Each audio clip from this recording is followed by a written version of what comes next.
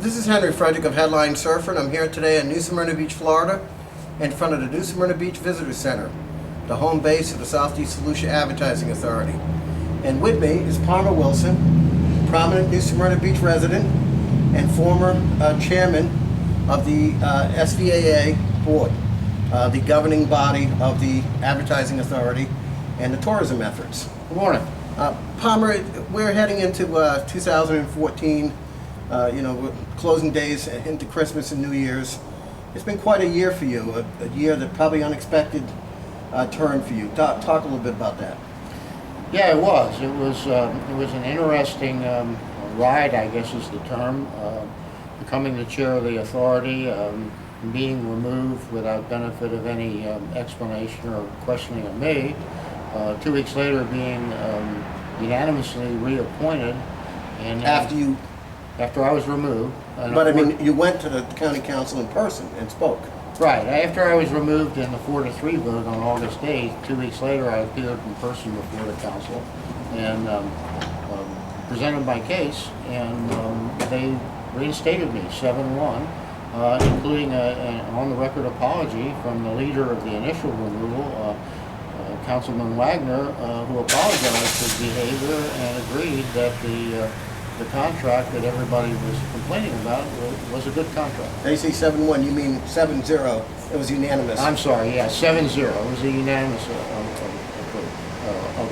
vote. So to cut to the chase, you have the distinction, unprecedented territory of being the first chairman of an ad authority to be put in place, recommended by 2 consecutive county chairs, and Frank Bruno and then Jason Davis, and then being the first chairman of an ad authority to be twice removed consecutively. This never happened before. Yeah, to my knowledge, that's the way. I was thinking about entering it in the Guinness Book of Records. Yeah, and then there's actually a third caveat in this. The vice chairman, who is Tom Clapsaddle, and you have the distinction of being chairman, vice chairman, chairman, vice chairman, and again, 2 cycles in a row, because in and out with the situation, with the upheaval. That's right. Clapsaddle was the vice chair initially when I became the chair in early 2013, and once I was reappointed the chair after my removal and reappointment, Clapsaddle was voted back in as the vice chair again to support me. Now, let's cut to the chase here in terms of summarizing why we're here today. You were appointed to the ad authority to make a positive contribution based on your experience. Tell us a little bit about your background. Well, I have a lot of government experience. In fact, almost my entire career has been at either the federal, state, or local levels working in government. But not as a politician. No, as a government employee, and as in management capacities, plus my training. Being a retired police officer, I was Well, you were also a retired lieutenant in the Montgomery County Police Department in Maryland, right?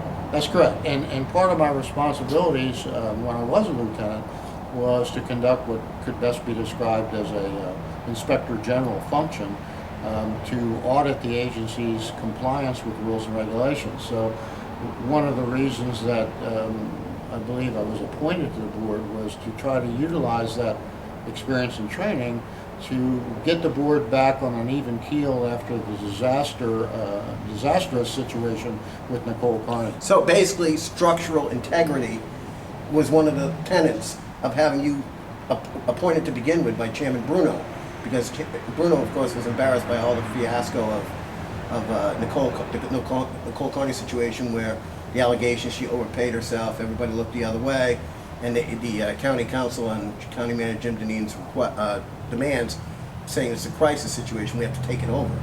And then you had inherited a cleanup. Right. Eventually, Dave Cosmas, who was the chairman, he didn't apply for reappointment. He knew the votes weren't going to be there because he was the chair in the Nicole Carney thing. Right, but I was appointed, or not appointed, I was voted and elected to be the treasurer before that, actually in 2012. But that was long after the Carney situation. Well, yeah, the Carney situation, Carney was removed, I believe, in January or February of 2012. That's county, correct. County took the authority over. When I came on board in early 2012, the county was still here, and Cosmas was the chair. The county was running the books at that time. As the county withdrew in September, then we had to have a treasurer, and I was elected treasurer by the board. So I fulfilled the treasurer responsibilities until early 2013 when I was voted as the chair. All right, stop right there. So we have you in place as a treasurer, and then you eventually became the chairman of the board. Tim Hamby came on as While I was the treasurer. while you were the treasurer. He came on as the new executive director. He was based. You're the one that pushed for Hamby, wasn't he?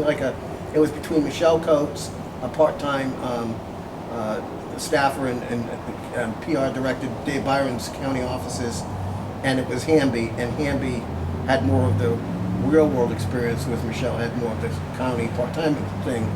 And so eventually you were able to convince your board on Hamby. You must be really proud of how it turned out with Hamby.